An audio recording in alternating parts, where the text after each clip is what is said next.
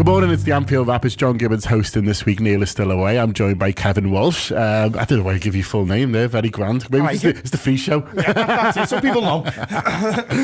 by Patrick Fitzsimons and by Jay McKenna. Is it just Jay? James, isn't it? I know that from emails. And James McKenna. I get my full name now. Now I'm a Kev Walsh special. We're all jubilant because Liverpool are brilliant. We're in another cup final. We're in an FA Cup final. We're going to talk a little bit about that. Obviously, looking ahead to it. We're going to look ahead to Manchester United on Tuesday night. But first of all, I mean, Jay, you were there on Saturday. I've never known Wembley like it for a Liverpool game. Obviously, we've all experienced amazing atmospheres at Anfield. We've experienced amazing away days. But Wembley often ends up being a bit flat. Whereas Saturday, I don't know if it was the sunshine or what, but everyone was just like party central. Oh, it was amazing, man. I did, like, Chelsea in the League Cup felt horrible because everyone just felt kind of disparate and songs weren't kind of, coherent. No one was joining in together. You were nervous, and I think everyone was probably expecting that going into Saturday. I think it was probably the very early starts that everyone planned for loads of traffic, and there was none, and we got there dead early. Yeah, I was having a bevy in the sunshine, and it was rocking. It was like Anfield. It was like being at home. The half-time concourse was brilliant. It was ridiculously loud. And there's a video seen this morning, actually, some girl who's a neutral in the city end talking about it being loud. And if you watch those videos on the telly, sometimes when you're watching on the telly, it doesn't carry as well. And there's that clip doing that hands from the BBC where everyone's going mad in the background on the 21st minute, like we have literally won the cup. And it was brilliant. And I think everyone got swept up and everyone just enjoyed that first half. Brilliant. The football helps, obviously, but everyone was just like, I think it was kind of like, this is like we've hit our stride now. We can do that to Man City. We can do this to teams like this. The nerves just went straight away as soon as we'd scored, and I think everyone's get swept along. It was brilliant, and hopefully that had a bit of an impact on the players for the performance in the first half, and the second half was very different, obviously. But it was just a great day out, just an absolutely brilliant day out. I mean, everything comes together with it, Rory, Paddy. It helps when there's a new song, you know what I mean, because everyone's desperate to sort of sing that, and the sunshine. I think as well that the teams gave everyone a bit of a lift. I mean, we were sort of still outside, finishing up when the teams came out, and you saw ours and you thought, yeah, I'll have that, and then you saw theirs and thought, oh okay, do you know what I mean? You just knew they wouldn't be quite as strong as they were at their place. And they said main mode, then show me age. No, I think it all sort of came together. Then I've heard a lot of people say it sort of felt like cup final day. Didn't I? Think the weather did help. I can't remember going to Wembley too many times where the sunshine's been out. So obviously the League Cup final, it's late February and it kicks off late, so it tends to be dark, doesn't it, by the time the game kicks off and things. And it was like a cup final without the pressure. And I sort of worried before the game whether it was gonna be like it was, because obviously the nerves of last weekend and how good they are and things. I think you're right in saying their team sort of, although it was very strong, you were a bit like, we can get at these, when you seen our team you thought, that midfield's exciting. The fact that he's gone, I think the general consensus is that's our strongest front three, and Diaz is always exciting. I think he's still got that new shine and buzz. If we're still not seeing enough of him yet, so every time you watch him now he's still really exciting. I think everyone went in up for it, and I was in the upper tier. I was impressed how the whole end came together for it. There was no sort of separation. It was all the songs were in unison, and it was a brilliant day. And I think the fact that we do score early does just settle them nerves. And I think as soon as that goal went, people fancied it. I think that did translate to the team as well, and it's given me loads of confidence with these games coming up now. Obviously the semi-final in the European Cup and a potential final. Not that we'd forgot how good this Liverpool side is, but sort of that element of it on Saturday, of how we can blow a team away, I think we've not seen loads of in sort of the last 12 months or so. And then, they've still got that, we've still got the quality to do that. So, it was a brilliant day, like. I felt you could tell almost straight away, Kev, that it was going to be different from the league game. As I say, I got a bit of a lift when I saw their team. As Paddy says, not because they're bad players, they're obviously not, they're at Man City, but they're just... They seem to pick all the lads who are paying for us. In that league game, they're like, he always plays well against us, whereas obviously a couple of them were sort of missing in this one, and they didn't seem to be able to get us pressed back like they did in that league game. And even, I know that the goal becomes early, but even before that, I thought, no, this is a different game, this is a different Liverpool. Yeah, we were definitely on top, like right from the start, as you said. As soon as the teams come out, you go, because as soon as De Bruyne's not in there, he's the main man really, isn't he? But like if you look a little bit deeper, you look, I know Fernandinho's been great, but Rodri's the boy now, isn't he, in that position for them? So when he's not there, you're like, oh, there's another one. And even the goalie, do you know what I mean? They play out from the back, and obviously hindsight's a wonderful thing, and what he's done shows he shouldn't have been there. But even the fact that Ederson's not there makes you think there's not. I don't think they can do anything to us here. I heard someone say on the shows the other day, after the league game the other day, I don't think Liverpool can play as badly in a game against Man City again, and I don't think City can play much better in a game against Liverpool, and we still come away with a draw. So as soon as they take a couple of their players out, I think our players must have just thought, you're absolutely getting it here, and that's exactly the way it played out, wasn't it? And as for the end, I didn't go, but fuck me, it looked great on the telly. That's all of it. It's squad rotation at this time of year, isn't it, Kev? We've got to keep our main lads fresh. Yeah, we've also got to keep our wives happy. So, we've got to do what we've got to do, and there's big trips ahead, hopefully. So I've had to take a little bit of a thing with that, but the ends looked and also sounded amazing. As you say, sometimes on the telly it doesn't really come across, but it really did come across on the telly the other day. It looked absolutely boss. Like you said as well, Paddy, just on the end again, like often it's semi-finals or finals, we've all been there, like there's different people trying to start different songs, and it's not quite sort of working, and there's noise, but it's not coherent, so you not really know who to join in with, and you're like, what's going on? Because there's not like a cop as such, but it just felt like it was all scripted. It was like on 8 minutes you sing this. And I think that goes into everyone enjoying themselves and having a good time, and it just that general feeling of being up for it and thinking, we can really get at these. And it was, I do think that I've always thought as well, when Liverpool go to cup finals, it's not always been as good as it was on Saturday, but there's that pride thing of let's show these what we're all about. And I think seeing their end and the empty seats and things, which have obviously been talked about a lot, obviously the stuff in the minute silence and things, and that just gets people's backs up. And it was really like, we're Liverpool, let's show what we're all about, just as much as the players. And that end was special. That end, it felt like, other than Kev, I don't know anyone who didn't go. I think the allocation helped and things, and people being sat together, and the fact that it was a nice day, and everyone just seemed buzzing, and it was brilliant, wasn't it? Yeah, no, absolutely. It felt like everyone who wanted to go sort of got in, which really helped, really, because sometimes when it's not like that, it can cause a bit of sort of friction in the air, can't it? But I think, as I say, obviously people, for a variety of reasons, maybe also chose not to make the trip, but it felt like everyone you sort of knew, look, there'll be people listening to this who think, I'd have loved a ticket and I didn't get one, and I sort of appreciate that, really. But if the people who were at the match around and stuff like that, people seem to sort of be able to, Spurs were popping up late for this one, which weren't for the League Cup final. I think that added to the buzz as well. As people like, oh boss, everywhere you looked, there was someone you recognised. Felt like people were happy to be there, weren't they? Like loads of lads had gone down early on coaches, and like you said, if Spurs are popping up last minute, if you went down there thinking they might not get in, and then you get a ticket, you're gonna make your voice heard. You're gonna be even happy. I know a few lads who Spurs did pop up late and they were in the ground. They said they had the best ever. I was like, well, no wonder you went down at 6 o'clock in the morning thinking you might not get in, and then fingers crossed the finals the same again, because it was someday that. Well, it will be hard. Back onto the game then, Jay. We've all said we started brightly, but it helps to get that goal when you're on top. And Canate, he scored a few already. I remember when we bought him and looking at his record, and he was something like 1-9 for Leipzig, and there wasn't a huge, he hasn't played loads of games. He's still only a young defender. He obviously had a few injury issues as well. But I remember looking at that and thinking, he might be all right for a goal. He's certainly proven that. Absolutely. Particularly when you've done Van Dijk first goal, Liverpool win, and you see him. I had Van Dijk. You're thinking there's no way he's scoring 3 but he's so strong, and he's clearly playing him in the cup games, and that's part of I think a tactic to rest Matip, isn't it, and give Matip, protect him. But he's making a shout for being first choice for Liverpool. He's so dominant in the air. He doesn't look phased, and he just gets up for that header like it's just normal. He's not like, he's going to be a threat for us, and that's good for us, because I think sometimes in games like that early on, you get a chance, you get corners, you get set pieces, and you just need that goal. And I think that goal changes City. City suddenly start thinking, we've got to play football now. We've got to try and create something. And they're maybe thinking they haven't got the players. And I think that, that creates the pressure that leads to the second and then ultimately the third. City don't get coherent. But can I say, it's brilliant. No one gets near him. Yeah. No one gets near him. And same with the other 2 goals against Benfica. You're watching them and you think there's literally no one's jumped as high as him. No one's as strong as him in the box. It's a brilliant threat we've got. Hopefully he gets a few more in the semi-final and the final, because they're the things that sometimes decide those big games. Yeah. They will win you big games, you know, in a final, whether that potentially be in Paris, but certainly at Wembley. You know, they're the things that might decide you the game, and to have that threat with our set piece takers, that's the thing. It's not just, you know, might change. You know, you got Robertson and Trent. Seemingly could just put it wherever he wants. Yeah, put it where he wants. He's going to get his head on it. He's going to create you the chance. So no, it was brilliant, and that let off, it just feeds it then, doesn't it? Everyone's dead angry because of the minute silence stuff, as Paddy says before.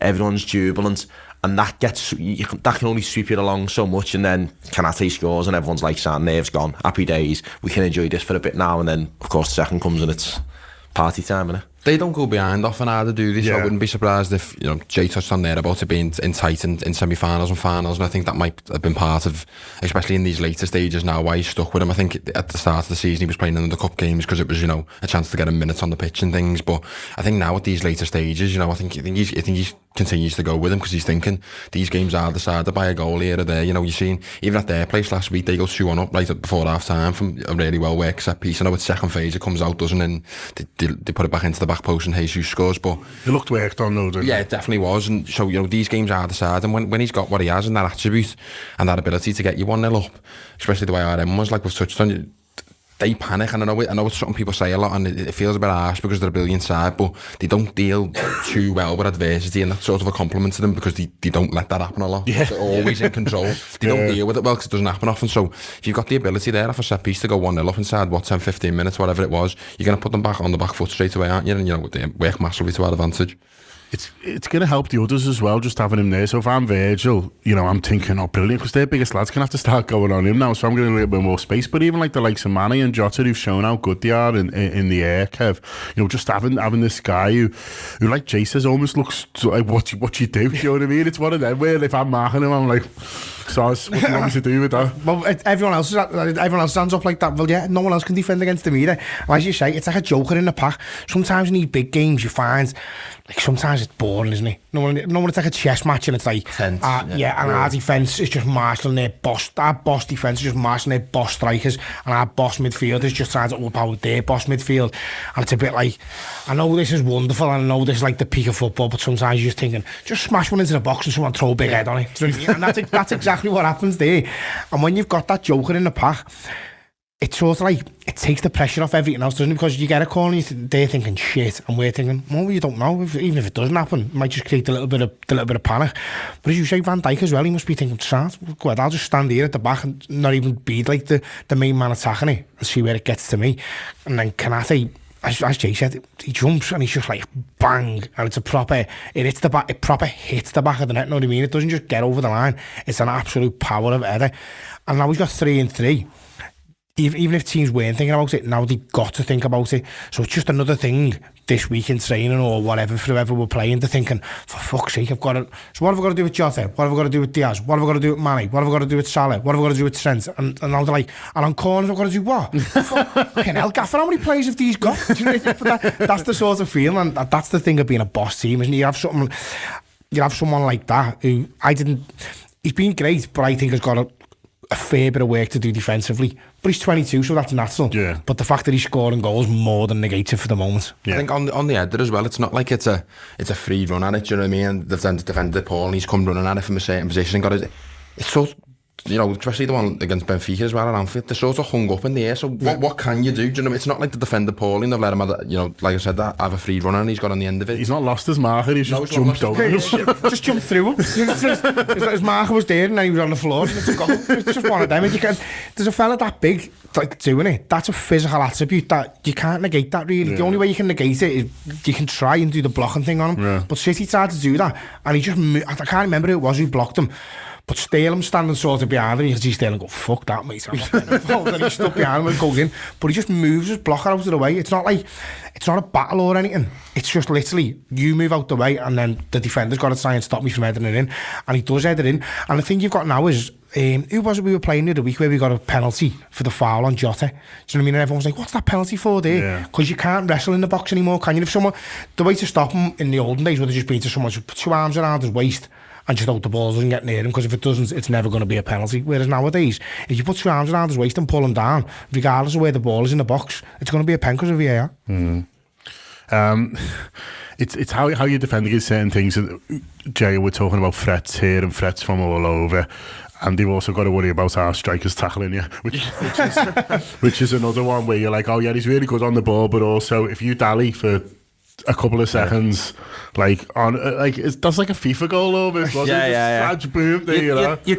You wonder if Liverpool have worked on that. Liverpool have thought, these do this, and we've seen it obviously with Edison, and everyone talks about how cool he was and stuff like that. Well, Stefan was like cool and didn't pay off, did it? So, is Dave? Liverpool have maybe Liverpool have just spotted it before, and because Jota does close him down. Jota's not far off on that. In a similar way, Jota. So maybe Liverpool had identified that, but that just. There's no nerves then, it's party time when that goes in, which is a huge lift for them. It's great for Manny, but Liverpool had that press that made City very, very nervous once that has happened. Even if that hadn't gone in, it changed how they took their goal kicks, it seems. They were really, really nervous playing it out. Liverpool pressed them straight away. Liverpool didn't even worry about them getting in behind the midfield, partly probably because they know De Bruyne's not there. So Liverpool weren't worried about City beating that press because it goes to De Bruyne and then they're off, because they were kind of thinking, well, we can get back, our midfield can deal with their midfield the way it is. Their full backs weren't the threat. They were not playing Cancelo in his like that left back, no Walker. So Liverpool are kind of thinking, well, we can deal with this, and Liverpool pressed them. But the City fans just looked dejected. It seems, I was in the front of the upper, and their end's just dead. No one's up there. People walking off, going downstairs and stuff like that, and we're all jubilant. Mane's flying in here at the minute. He's playing really, really well, and that just shows Liverpool will just threaten you. Liverpool are a threat. They're not just going to try and score goals from. They will just press you. That's just a typical Liverpool thing of trying to press the goalkeeper, press a full back, press whoever, and the defenders winning the ball back and won't be able to goal. But you can't plan for that. But it does. You do think if Liverpool have spotted, they play out from the back, because we kept pressing all game then. Talk about bravery in football, don't you? That's like the ultimate bravery against Man City. For him to be chasing, because he chases Stones down first, doesn't he? Yeah. And Stones is fucked up, because you can tell when a defender's fucked up with a back pass to a goalie, because he starts telling the goalie where to put it. Yeah, dickhead, I don't know where I should be putting it, but you should have done it. And you swats it right at me because you're under pressure. So Mane's caused Stones the first issue, and because he's been brave there, goes back to the goalie, and then the goalie shit himself and he gets the goal from it. But like most teams can't do that to Man City, because they know they'll just play right around whoever's chasing me here, and then they're through. And that's the ultimate bravery, is to say, okay, well, we trust ourselves, we're that good at even pressing that we'll come right out and we'll come right through your defenders, and we'll chase you right to your own goal line. They play it back to the goal line there, so that you're drawn out of position, and there's all that space behind exactly. So it's the ultimate bravery to say, well, I trust not only my ability to get the ball, but I also trust the ability of the people behind me to cover whatever I'm doing. So they're obviously, listen, no one charges in a Jurgen Klopp team just like madly. They don't just go make a decision, right, I'm going now. It's all on like triggers, isn't it? But that's so brave to be able to say, well, okay, well, I'll chase the centre half down, and when he gives it back to the goalie, I'll keep chasing him, because there's a big gap opening up behind you. And listen, De Bruyne might not have been on the pitch, but they still had Bernardo Silva on there, they still had Jack Grealish on there, they still had Fernandinho on there. These are not, do you know what I mean? These are not championship players, these are some of the best players in the world. And that bravery, I think, is what probably will scare the life out of Man City if we do have to play them again in Paris, because they'll be thinking, well, that's like our ultimate thing now. If we play it all the way back there, no one ever comes back there and we build our attack. Whereas Liverpool are that brave and that good that we can go that, and we've got twice now in 2 games, once where we've nearly scored from it and once where we actually have. But generally, we've not done that to them for a while now, Paddy. Yeah. It's going back a few years in the Champions League one, so they've probably thought maybe in their head, so, we had that thing, but we know what we're doing against them now. And whereas this has hopefully sort of triggered a few things in them where they're like, oh, hang on, Liverpool have still got that. And also, albeit having rested a couple, like, we've still found that we haven't necessarily got the answers, because all you can do when a team's doing that against you is try and hang in there. So when we start like we do, and we're all over them, and it's like what Kev says, we're being brave, we're pressing them, we're in their face, we're looking good on the ball as well. All you can do when that happens is hang in there and hope that they blow themselves out, so then you have your go. Yeah. Whereas the 2-0 down, you're like, well, we haven't done that. Yeah.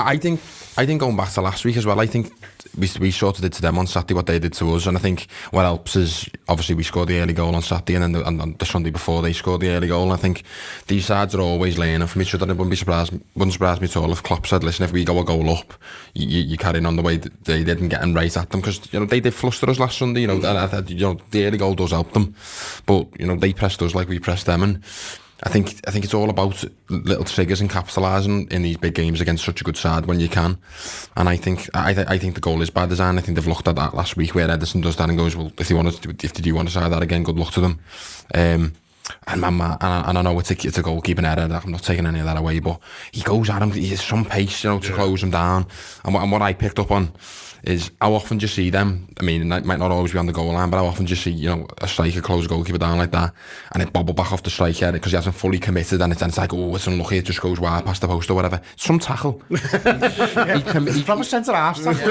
He commits. He's saying, I'm getting the ball, I'm getting enough of you, so that ball goes where I tackle it. Do you know what I mean? It's not throw a lazy foot in, or I hope again then, or I'll turn me back and open. He goes right through him, but gets the ball first, and he makes sure that goes in. So, it's not all on the goalkeeper. That Mane's played a massive part. It's absolutely his goal. He's put all the work in for that. And yeah, it's just another thing for him playing through that middle that we've got now. Because you look at Firmino. Has Firmino got the pace to close him down there anymore? I'm not quite sure. Does Jota do it enough? No. Mane's 2 in a second. And yes, some tackle and some goal. Mane is a number 9. I'm really impressed with Jay and I'm really enjoying it. I don't think it's necessarily for every game, but then there's 5 of them to rotate. But I think I liked him there a couple of years ago when he played there a little bit, and then he sort of went out a little bit, and then I just enjoy him there. I enjoy how in the game he is. I enjoy what a nuisance he is for centre halves, really, and obviously when his finishing is as good as what it was for the second, then he's got everything. Yeah, I for the City game, the game before, I was thinking, I was thinking he'd have brought Firmino back in for that game. It felt like we needed someone who could just hold the ball up and stuff like that. But then when he brought Diaz on in that second half, I was like to my mates, and we were talking about it on the way down, I was like, yeah, Salah, Mane, Diaz, I hope today. But it's what you want, put Mane through the middle. He'll occupy them, we'll get some space, hopefully because of, the full-backs being out, Diaz will scare them. But he's clearly enjoying his football at the moment. Obviously things have gone well for him with the international team. He's quietly going about his business, just, kind of in the wider scheme of things. Everyone's talked about Salah or certainly beginning of the season, but Mane's been chipping in with goals.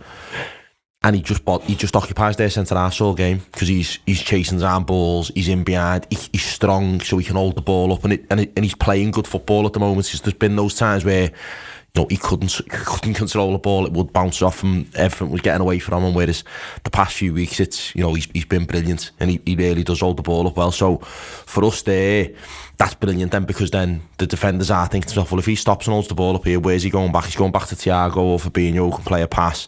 He's going to go out wide to Diaz, he's going to go out wide to Salah, or he can turn and run it himself. So they don't know what to do, and it just creates that doubt in their mind, makes them defend very differently.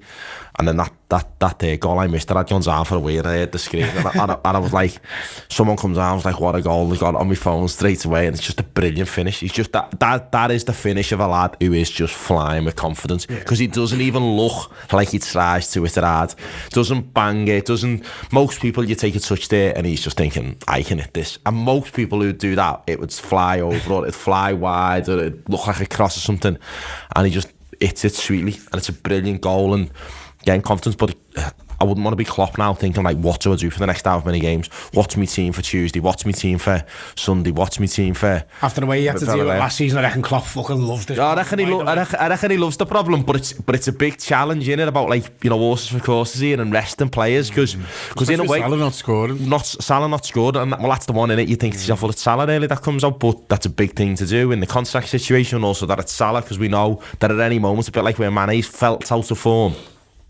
Salah's one of them goals away from going on a run and winning you the quadruple himself. So it's a wonderful problem to have, but it's a problem on our. But they're the league club problems. They're the things Liverpool have got to worry about, and that's the thing the players have got to deal with. But for Mane, he's hit a run of form now at a wonderful time. It's great confidence for him, and that goal just caps it off. That goal just caps off a performance on the day where you're like, yeah, that's it. That's a striker's, as you say, number 9, a striker's, dream day out in it. He gets a striker's goal, closing down the keeper, scores that wonder goal, and he's done his job for the team on the day. I loved the third goal so much about it, Kev. The move is brilliant. I like the, people are popping up in unlikely positions and stuff like that, but everyone's just calm. And there's 2 or 3 times where they could have just thought, we'll just get this in the box, and they don't. They pick a better option, and the patience, and they work them, and then suddenly, boom, it's in the back of the net. I thought it was a brilliant Liverpool team goal, as well as obviously a great strike. Yeah, I think that, as you say, most times there, you're like, just get it in, or just, but really they're like, don't worry about it. I'm Thiago. Do you know what I mean? I've got this. Him for that goal was absolutely unbelievable. The way he come through the initial challenge when there was 2 on him, like they weren't even there, and then the ball comes back to him, and that pass to Mane is wow. Do you know what I mean? It's like he sort of lifts it over with the perfect weight. As Jay said, a lot of people would take the touch, but when you're an elite player, that's just on a plate, that, isn't it? It's getting slammed 100%. It is, because there's no other option. Thiago's made the decision for you with the ball that he's giving you. And the fact that every time the ball goes to another Liverpool player, everybody else on the pitch has got total confidence that player will do the right thing. So no one's thinking, well, he might just do this, so I'll make this move. They pretty much know probably where it's going to go to, so they can be confident in their decision making.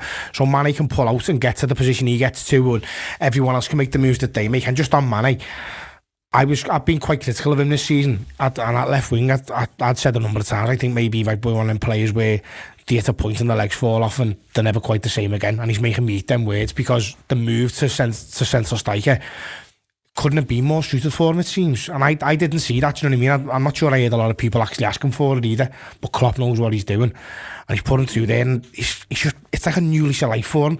I think maybe he doesn't have to do... He's doing running, but it's not like backwards and forwards. It's more like waspy running, do you know what I mean? Just like being a pain in the arse. And I think that's what Mane loves. He's not just stood outside waiting for the ball. He's like, I'll go and get that and I'll make this happen. And fair play to him, because he scored. He's going to be over 20 for the season, isn't he? He's not quite there yet, but he is going to get there. Yeah.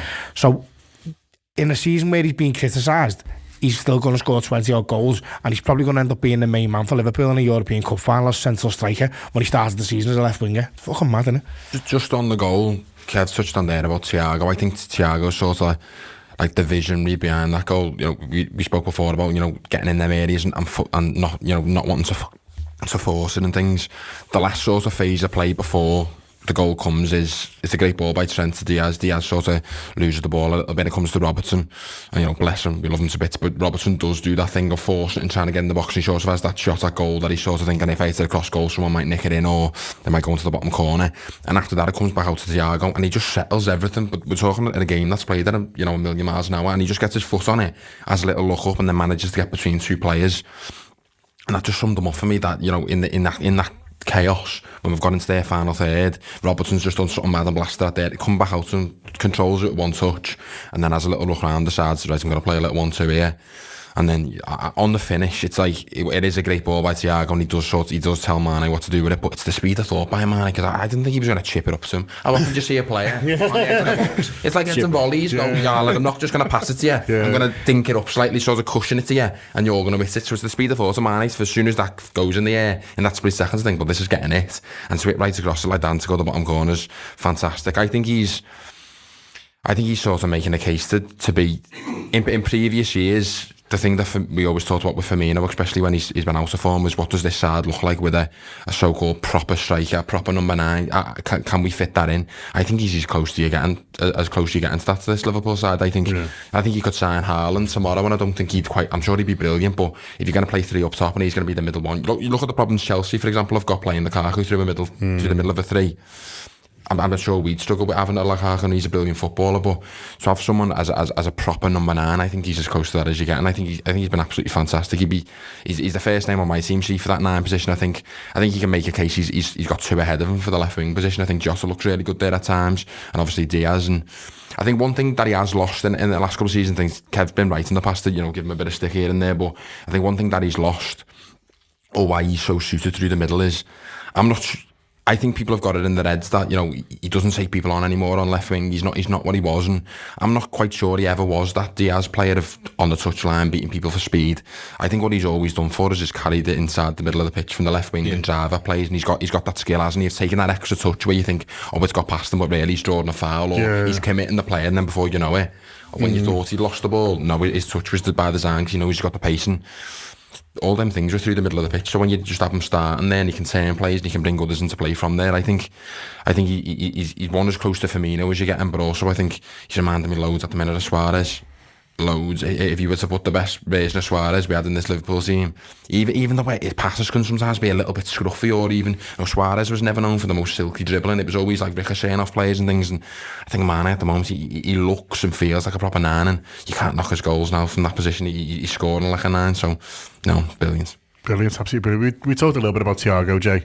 He's come up obviously within this goal. I thought, you know, Paddy used the word calmness for him, and that's what it is throughout. And I didn't think he was great in the City League game. A couple of other people sort of said that he played well and fair play, but I thought he got a little bit rushed in that game, like they all did, to be fair. But this time he was ready for whatever they threw at them. Yeah, their press isn't quite so strong. Yeah, Liverpool are on the front foot a little bit more, so it's arguably slightly easier for him. But I would say he's one of the main reasons why it was slightly easier for us, because he just controls that game. And there's times where we're obviously on top and we're flying and we're blasting teams like the lads have mentioned, and he's part of that. But also where we just need to control a game for a bit, he was a massive part of that. Yeah, he seems to know what to do in the right moments each time. There's loads of little highlights packages going round of him, but you know, when he just needs to kill the ball dead and play it back to a centre half, it's rolled back to a centre half. When he knows there's a bit of space, he's turned, he's off, he's trying to do something. That pass out to Salah, where he kind of hits it with, looks like just the toes, but somehow it's the outside of his little toe or something, and it's perfect weight. Stabbed at it or something, like from nowhere. The chip pass to Mane is the same thing. He just knows the weight of a pass. It's very Alonso like, for, you know, when he was playing like that for Liverpool.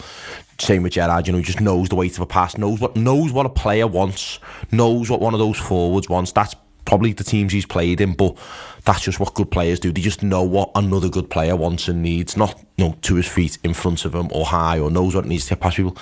The thing I also like about him as well is, even when it, and I agree with you on the league game a bit, because it sometimes, like, he was trying some stuff and it just wasn't coming off, and you sometimes kind of think, just change it, but he just keeps trying the same thing. He will keep trying to force that pass and play that pass between two players, because he knows that's important to Liverpool. He knows we'll win the ball back, you know, by and large won't concede a goal from it.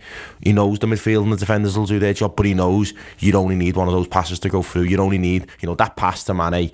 If that has got cut out by the left back, he's still trying the same thing in the second half if he gets half a chance, because he knows that creates the goal. He knows he's in that space, and that's the pass that's needed. So he just looks brilliant, and it's that midfield's changed probably from what we just said our strongest midfield would have been, you know, beginning of the season. It's only the second time the three of them have played together, but yeah, look what we've done to two teams. We blew them away in the first half, so there's a strong argument for, if they do that for 90 minutes, you could win everything without even trying.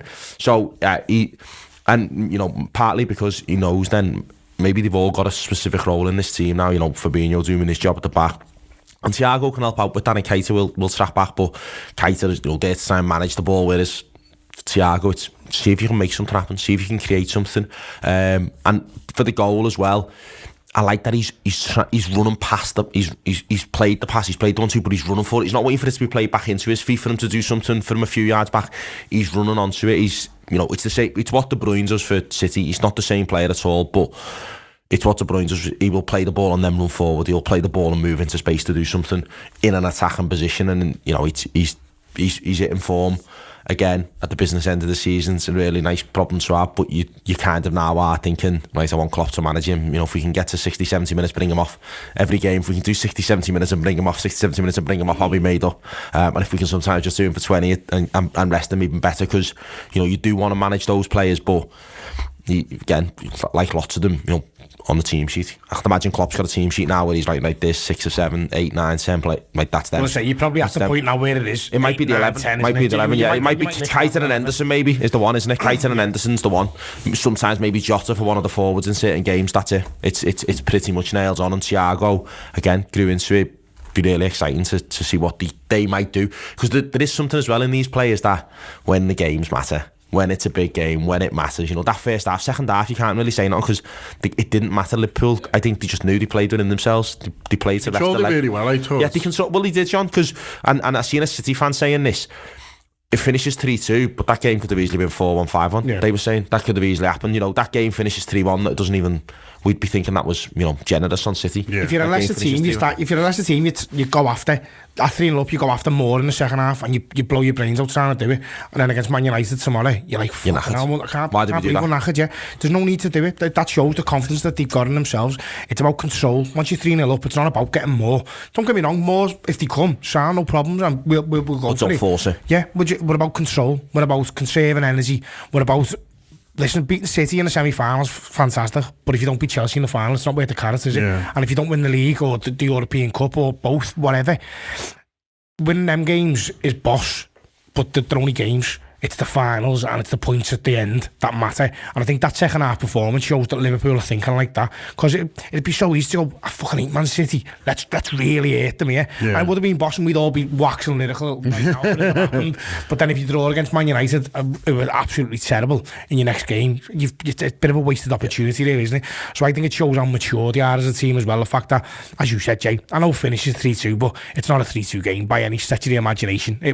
We were in total control of it, and I don't think anyone could argue that. On the flip side of that as well, though, rather than, like, I know you mentioned about going for it and trying to beat them 4-5, I couldn't believe how well they played at 3-1. You know, when they scored inside the first 30 seconds of the second half, I turned to our kid and said that's the perfect world for them. That's exactly what he'll have said to them. Get goals early as you can and stick it right on them.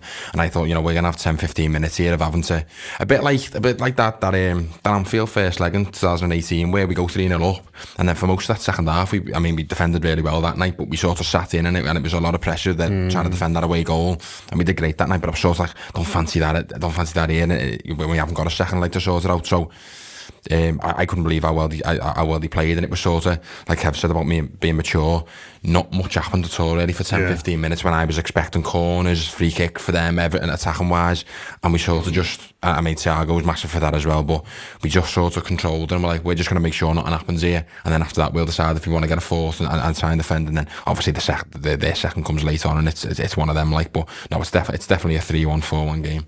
Yeah, no, I thought that absolutely, and I was surprised how comfortable I felt sort of within the ground really until they get the second one, and then you are sort of a little bit nervy, a little bit more. I watched the game back yesterday, and a little bit more happened after that goal than sort of what I'd realised. There's a Fernandinho one, and then there's a Sterling effort. He turns and shoots. Yeah, but on that Alisson.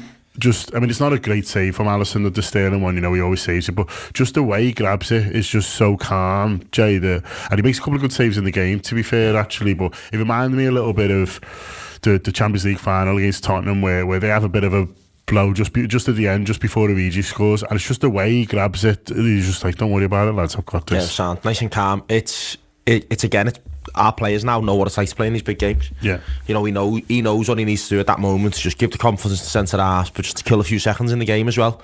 And I think defensively, you touched on it there, that 15-20 minutes after they scored, if you watched that back and hadn't seen who'd scored the fourth goal, you'd think Liverpool had just gone 3-1 up and just killed the game. Yeah. You would think that if you were a neutral watching that, you wouldn't realise. And same even at the end, a bit more does happen, John, and the Fernandinho's one's the one for me, but we just don't look flustered. Liverpool just seem to kind of know what they're doing. It is reminiscent of Liverpool teams in 18, 19, 1920 that way, they just think to themselves, we just know we've got this covered, don't worry about it, it's fine. Even the players, when they talk about it after the game, and I know that always helps when you've won, but even City, when we drew against City, they're just kind of like, this is fine, this is all nice and calm, this is normal, this would be a dream to do this. They're not worrying about the pressure that it might apply to them, talking about the quadruple. Klopp's trying to deflect that. Van Dijk has given an interview saying it'll be a dream. They've definitely thought about it, but they're not concerned. They're not concerned that we drew at City and stuff like that. They're not concerned when City are applying pressure, and that calmness, I think it might start finally just a bit about to be rubbing off on the supporters. I wouldn't say it's always rubbing off on any of us, but it does. But it does sometimes. Don't you start to think, well, listen, they're fine. They're not stressing. They're not panicking. They're not launching the ball forward. They're not, desperate to get it. Even when they have them chances, we're still playing football. We're not trying to put it into the corner. We're still trying to score goals. Yeah. Goes over the top a couple of times, and you're thinking, right, just run into the corner, lad. And they're like, mate, there's a goal there. We can score one here. Salah one, I think quite a few in our end thought that was in. Well, exactly. And the players are thinking, no, we can just keep playing football. We back ourselves. So that calmness, and it helps having an Alisson behind you, doesn't it? Who just knows the business, and they know he's there to do those things. That if they're going to score past him, it's going to have to be a really good goal or a fortuitous goal. So, that calmness is brilliant. That he does that, and he just knows, doesn't he? He just knows, right, I'm just going to gather the ball up here. fall on it. So no stresses, no concerns. The Sterling one I wasn't concerned by because I thought, like, I genuinely thought Alisson will be fine here. I thought Sterling's got to do something special. Yeah. And just back Alisson as a shot stopper because he's proven he can do that there in the last few games. And he's been...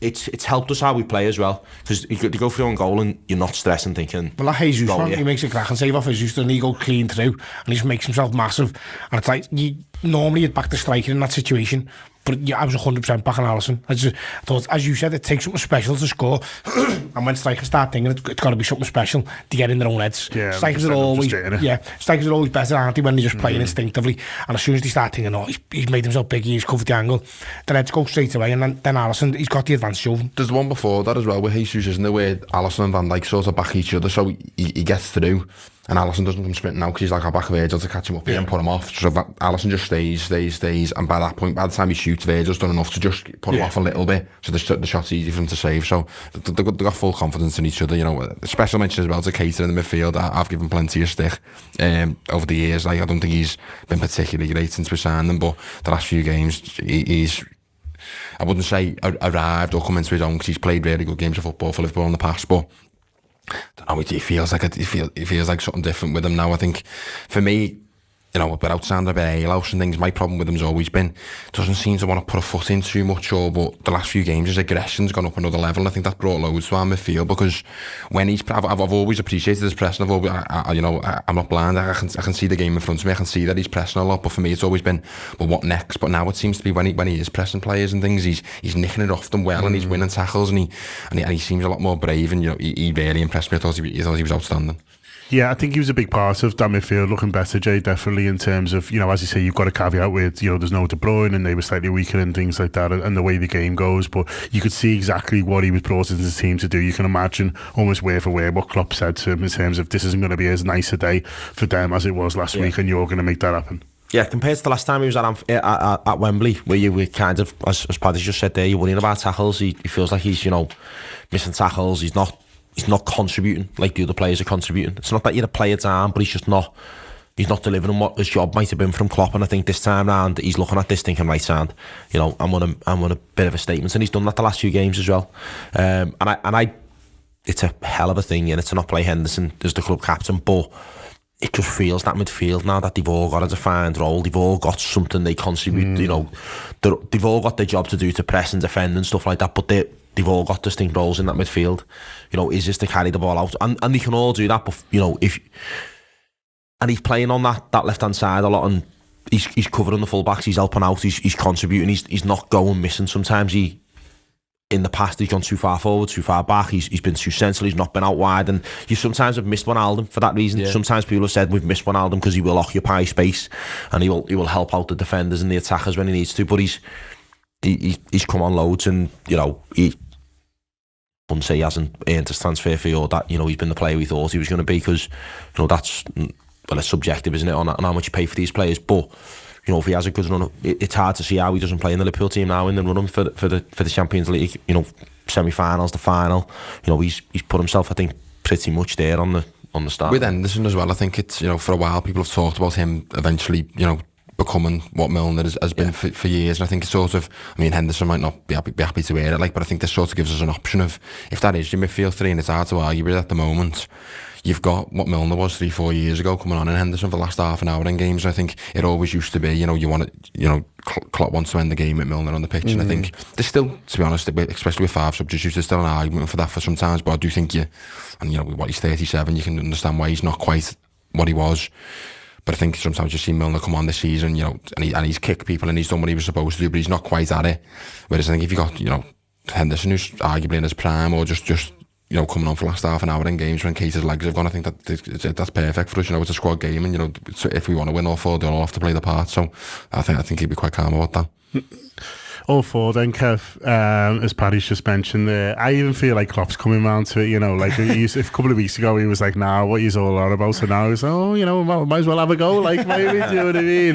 The fist bumps at the end, the specials, you know, I think they all, we're all as one, and that's on this, in that I think everyone's like, there's work to be done, you know, there's good teams that'll have to be beat. Obviously we need City to drop points in the league, so it's slightly out of our hands in that regard, but I think everyone's like, it could be really special this year. Yeah, because Klopp's including that, whether he likes it or not. I think Klopp.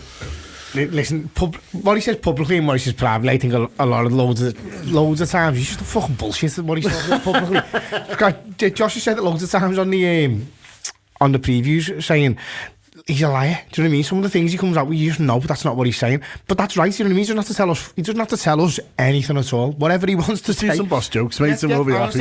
Because we all love you anyway. Just it doesn't make any difference. So I think, listen, he's an ambitious man anyway. And he knows, listen, if you win a quadruple, that's he's already immortal. But that is like, that's it's football and immortality. It's not Liverpool immortality, it's football. Do you know what I mean? So, the other thing is, he's constantly saying about one game at a time. Now, obviously, he's got to plan teams around games that are coming up, but you can only play one game at a time. Yeah. So all he's got to do is send out a set of lads who can win the next fixture. And the good thing is, we're saying here about maybe not playing Henderson, who's been the bedrock of everything we've done good for the last 3 or 4 years, hasn't he? So he's got the players now where he can pay him 3 from 5 up front. He's got 4 fantastic centre-halves who'd be everyone in the league would be jealous of us having them, and the midfield's finally starting to come there. So there's no reason for it. Like, there's not a game now towards the end of the season where except for next Sunday, where he'll obviously play at Iggy because he's fucking he loves disrespecting Everton, doesn't he? But there's not another game where you can predict a sort of weakened team, because A, he doesn't need to, but B, he's definitely looking at all 4 and thinking, well, I've got to beat Chelsea in a cup final, and that's another one done. I've got Villarreal, which is a tough task, but very much a winnable task. And then I've only got to play one more game in that to win it. And all we've got to do in the league is just keep playing the way we've been playing all along. And the likelihood is, I think City probably will drop points, and I think Klopp probably thinks like that as well. So there's not a league game where you're thinking, oh, I'm a bit worried about that. Everyone's talking about Tottenham at home. Sounds, no problems, right? I can see why people are a little bit worried about it. Liverpool playing at our best, even if it's not what we term our first choice team, has got enough to blow Tottenham away. Now, obviously, on it today, that might not happen, but there's no game where he's looking thinking, I'm not that confident there, because he's got a relatively massive squad, and every single player seems to be on top of the games, don't he? There's no one playing now where you're thinking, except for maybe Salah, where you're thinking, I just wish he'd give us a little bit more. But with Salah, as Jay said before, you just know full well. It's the 7 games or 6 games left in the league. So we've got like 10 games left at the end of the season. And I don't think anyone around this table thinks Salah in 10 games' time is going to be playing the way he is now, dude. That'd be fine. He's that type of player who something will spark in him. And he might be the one that leads us to this quadruple. Do you know what I mean? Everyone else has got us one goal away from a run. Exactly. And it could come on Tuesday or on Sunday or whenever it may come. But when it does, you just know full well he is going to start tearing teams apart again. And if he does it towards the end of the season, what a player to have coming back into form. When we've sat here for nearly an hour and waxed lyrical about everybody else. 6 weeks ago, we were saying he's the best player in the world. Now he's having a little drop. Imagine adding the best player in the world to this current squad. Unbelievable, isn't it? Yeah. Tuesday then, tomorrow night. Are you changing much, Jay? Have you thought about it in terms of, who you pick? I think Henderson. I think you changed Henderson, yeah. I think that. I'm not sure who for. You're not talking about resting players, are you, there, if you're bringing Henderson in? I think it's Thiago or Keita, I'd imagine, and he kind of then gives one of the others 40 minutes. Because what and this was noticeable against Benfica, he wants to keep the rhythm going. He gives them minutes, he'll want them to go on and play. There's no worry about them picking up an injury, he wants them to play football. So I don't think, for example, I think Jota might start I don't think he'll do Jota and Firmino, for example. I think he'll bring one in. One, and then it's the subs in it. It's your subs. It's your 60, 70 minutes. It's hoping that you're winning a game. Matip will come in, I'd imagine, for Kanate, and that's it. I think there's 2, maybe 3, which feels like a lot when you just won and you're kind of at the business end, but it's not. But he probably thinks if he can keep doing 2 or 3 a game and just keep it strong, then that's better. And it's the players ticking over, so that if one of them did get injured, they've had minutes. They're not coming in completely fresh. They're not coming in, to try and find a rhythm in a team that's not theirs. This is all of their team. There's like 14, 15 of them. That this is their first 11. They're part of that first 11, even if they're not playing every week. It's a wonderful problem to have, but he's going to rest some just because of the proximity of the game and the run coming up as well of games. I know there's been a lot of talk about that Everton game and him playing a mad team and things. I wonder if Tuesday's the madder of the teams for them. So I think he thinks both of them, United and Everton are poor sides, and I think he'll back whoever he puts out. I wonder with Everton if it won't be the sort of Everton home team he normally plays only because of Villarreal. A couple of days later, I think Jay touched there about on rhythm. if you were to rest a couple of them on tomorrow night on Tuesday and then rest them again on Sunday, that's nearly over a week without playing them. So I wonder if some come in for the United game because I think he thinks they're a poor side, they're struggling, we'll back them to beat them, and then he'll go into the Everton game on the Sunday and play near enough his best team or as close to what he's playing for the Villarreal game. Yeah, they play then Everton, Villarreal, and then they rest for Newcastle if that's the case. That's what he'll do with them. I think so, and I think Henderson could come in for Fabinho only because he had 90 on his legs. I wouldn't be surprised with it being United if he plays Milner, starts Milner at Old Trafford. People forget that. Yeah. I know he didn't look great against Benfica the other week, but he hasn't played for weeks, has he? So I think a game in his legs last week will help him, and it's obviously a big game, and I think he'll back him and trust him. And then I think you do see. I wouldn't be surprised if you see Jota and Firmino just Jota off the left, but I think he might. I think the way Diaz is playing, I think it's a big stage for him against Man United. With the world watching, I think he'll thrive on that. So I think it'll be one of them too. And I do think Matip comes back in.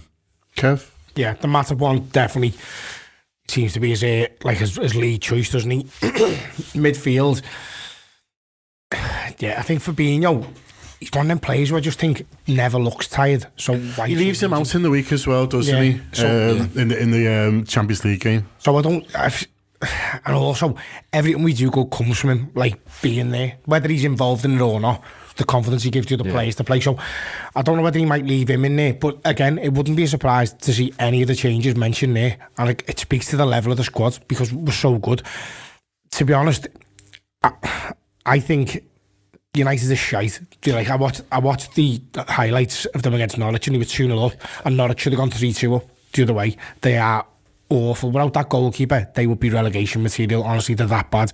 So you look at it and just think, whatever we've got, as long as it's at 100% intensity, we'll absolutely murder them. So I'm not overly bothered who he picks, because I just think whoever we put out on that pitch is well better than what they can put out. It was funny. I was watching Sky Sports News this morning with the baby, and got a nice shock when Josh Sexton came on, which was always nice to see his face. He was on with a Man United fan, and both of them went 2-0 to Liverpool. And it was meant to be like, it was funny because they trailed it like, oh, coming up, we've got a Liverpool fan and a United fan going to have a big debate about it. And I was like, oh, this might be one of my mates. In fact, the panic, it wasn't me. I was like, shit, am I on Sky? Man, I've agreed to anything Saturday night on that bus home, let's be honest. But when I realised it obviously certainly wasn't me, and I was like, oh, it might be one of my mates, and obviously Josh came on. But yeah, the United fan, the poor Sky fella was trying to drum it off, like, oh, I reckon it might be tight, and the girl was like, nah, and Josh was like, nah. So fair enough. But I'm feeling confident. I think the only thing is complacency, but you just don't see it, Jay. You just don't see it with the manager, you don't see it with the players, you don't see it with the crowd. The crowd's going to be fun. 60-70 minutes, that's what he'll be aiming for, I reckon. I reckon he plays a fairly strong team, pretty similar to what we see on a Sunday, and I think he's just saying to them, go and give me 45-60 minutes, go and see what you can do in that time, and then I'll change it if I have to, if it's close. He'll chase the game, he will play one game at a time at that point, but I think he'll say to himself, can I give me the option to rest you, give me the option to tick you over and give you games, but they'll want to go out there, they'll be flying as well, the lads will be made up, because they will be now starting to get excited. That nerves, that discussion will give them butterflies, but that'll give them energy. They'll know, right, here's our chance, and we play before City, so it's right, let's go top, let's go top and make them win.